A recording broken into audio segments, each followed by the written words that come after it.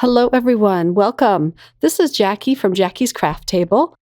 I'm going to be making some Christmas cards using some products from the Not Too Shabby shop.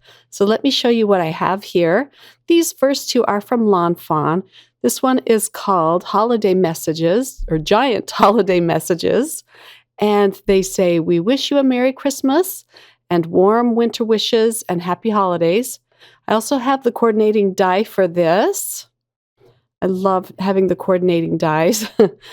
And this is a great standalone die as well. And then I have Papery Ink's Giant Holiday 2. I don't actually end up using this stamp set in this video, but I'll link to a video in my description box below where I used all of these stamp sets and dies to create some holiday tags.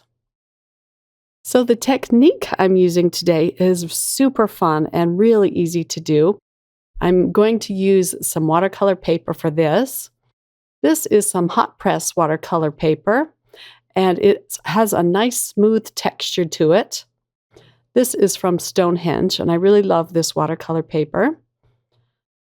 So I have one panel here. I just cut that off the block with my penknife, and then I'm going to cut this panel in half. This is 10 inches long. So I'm going to cut it in half at the 5-inch mark. And then I'm going to be taping this to my clipboard. I'm going to be using a lot of water on these panels, so it does help to tape them in place on all 4 sides. They will still buckle up with all of the moisture, but the tape kind of helps them to flatten back down when they're dry. I'm using some tape from Spellbinders. This is called the Best Ever Craft Tape, and I really love this stuff. It is a low-tack tape. Sorry, I'm off camera there. I'll push it up here. So I have my water ready, as well as some paper towels and my paint brushes. And I'm going to be using some paint from Arteza. I have their 36 pan set, and it's a nice set for card crafters. It comes with a lot of colors, and it's fairly inexpensive. So let's get started. So here's my paint palette. I'll show you what the colors look like. Let me open this up. But there's some really pretty colors in here. To begin with, I'm going to wet down my cardstock, or I should say my watercolor paper. I don't want to have the water pool up on the paper or anything, but I do want a nice sheen of water on these 2 panels. So I looked up on Google for some pretty ideas for some plaid patterns, and I have it up on the screen in front of me while I'm painting here. But do you ever feel like just pulling out your paints but not trying to do anything too difficult? You just want to add some color to the paper. This is perfect if you want to do that. Because all I'm going to do is first put down a layer of color, an underpainting. I'm going to create a pink panel and a green one. I wanted kind of a lighter pink because I want to have red stripes on this. And I could have gone a little bit darker on this pink panel because it does, of course, dry back lighter. And I'm not concerned with getting a really smooth underpainting either, because we're going to be covering most of this up with more paint. Okay, let's wash out my paintbrush and add water to the second panel. I chose a really pretty limey green for this panel. I like to create a puddle of color in one of the wells on the tin palette, just so I don't have to keep dipping back into the pan. And I'll add a little bit of water and start painting. I do come in with a darker shade after this initial painting. Just want it to be a little bit darker. And I'm just dipping right into the pan for this. But it is just a shade darker. You could, of course, skip the underpainting altogether if you wanted some of the areas on your plaid pattern to be white or whatever color your paper is. And now I'm going to allow these to dry, and you can tell if they're dry completely because they will no longer be cool to the touch. So now let's add some stripes, and this is just so much fun to do. I want some bright red stripes on both of these. And this technique is called glazing because we're not painting completely over the underpainting. We're just going to add some paint on top and watch it change color a little bit. And then, of course, we'll do more of the glazing when I do stripes across these stripes. And it's just fun because it creates different colors. So I'm putting some pretty bright red stripes down this. And I'm not worried that the stripes are crooked because they are very crooked, but that's okay. I think the faster you move your paintbrush, the straighter it's going to be. I was going kind of slow here. I did speed this up just a little bit. But you can see how wiggly my lines are.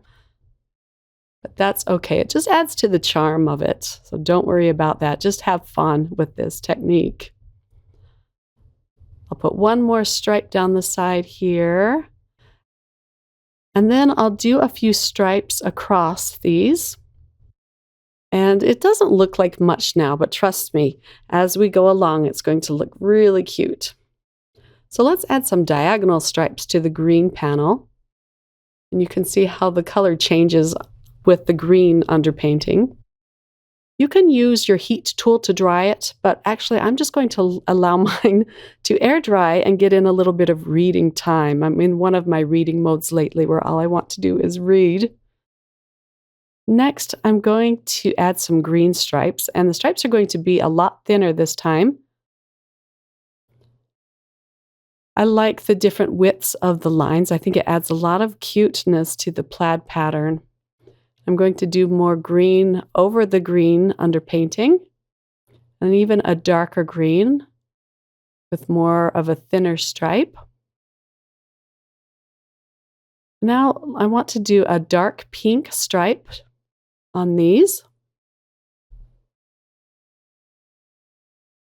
But you could just keep going and adding stripes and colors to your panels. It's just a lot of fun to do. I'm going to add a few more thicker green stripes to the pink panel. I do allow my stripes to dry before I paint over them with another stripe so that they won't bleed. I'm going to add a deeper burgundy color next. And then I'm going to be adding some white. The pop of white really looks nice on the plaid paper. And I'm just using the bleed-proof white from Dr. P.H. Martin. So I'll just dip my paintbrush in this little pot of white paint. This is nice because it's a dark white. Or I should say really bright white. It covers up everything underneath it. So let's start putting some stripes of white across these. And again, I'm going to do thin stripes and thick stripes. But I just love this touch of white. I'll get out another thicker brush and add some thicker stripes with this white. Then I can start adding it to the green panel. And then, of course, I like to add some thin stripes as well. And then I'll allow this to dry, and I'm going to pull out some gold watercolor paint. This adds such a pretty touch to your plaid paintings. When you hold it in the light, you can really see the shimmer. Otherwise, it's kind of subtle. But it really adds a lot. I again allowed that to dry completely, and now I'm going to pull off the tape. And I'm going slow, but with watercolor paper and low-tack tape, it's inevitable that it's going to rip. I have never met a low-tack tape that doesn't rip watercolor paper. So I'm just trying to pull it back on itself so that I don't rip into my painting. But it's completely ripping on the sides where I'm pulling up the tape. But that's okay. I'm going to cut these panels down. And then I'll hold these in the light so you can see the shimmer of the gold paint. It's so pretty.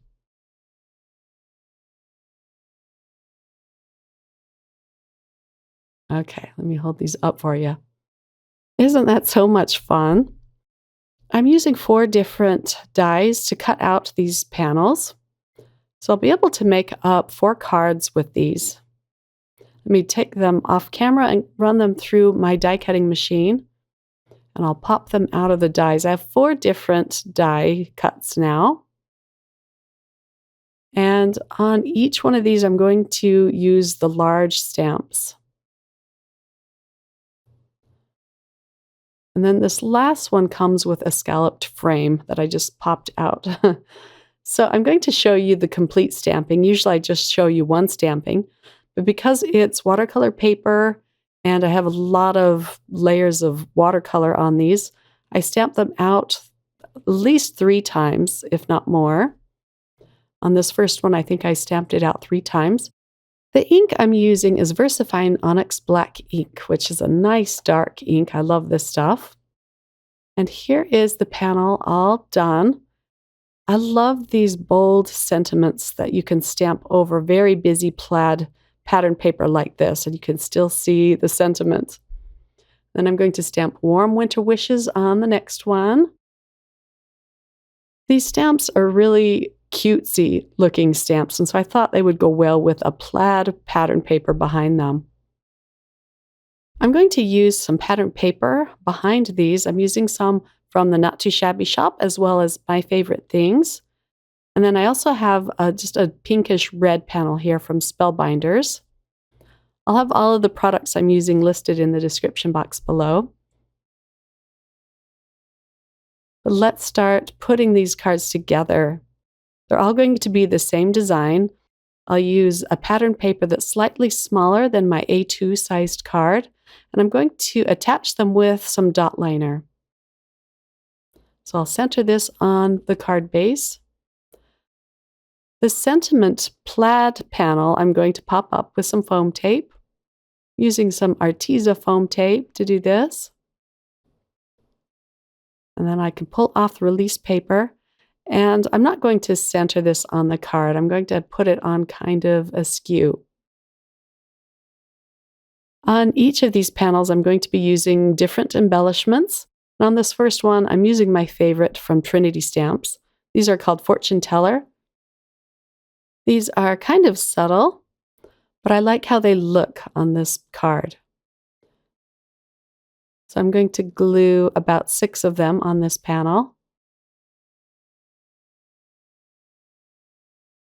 I'm just using some Jackie's Craft Table liquid glue, and then it will dry clear if some happens to ooze out from behind the bead. I do end up putting bows on all of these cards as well, but I don't show the rest of the cards just because I'm doing the exact same thing over and over. But I'm going to give you a close-up of all 4 cards. So here's my first one with a nice yellow and white striped bow. But I love how that gold paint just catches the light and gleams. It adds something special to your Christmas cards. Here is card number 2 with a gold bow and some really bright embellishments. Clear but bright. Here is card number 3. And on this one, I used a pink bow to match the pink cardstock behind the plaid paper, and some gold sparkle embellishments. And on card number 4, I popped up the frame around it with some foam strips just to give it a little dimension. And I used a green bow on this, as well as some pink sparkly embellishments. I hope you'll give this technique of creating your own plaid pattern paper with watercolors a try. It is so much fun and very easy to do. These stamps are still in stock at the Not Too Shabby shop if you want to check them out. Thanks for watching, everyone. I hope you all have a fun, crafty day. Bye.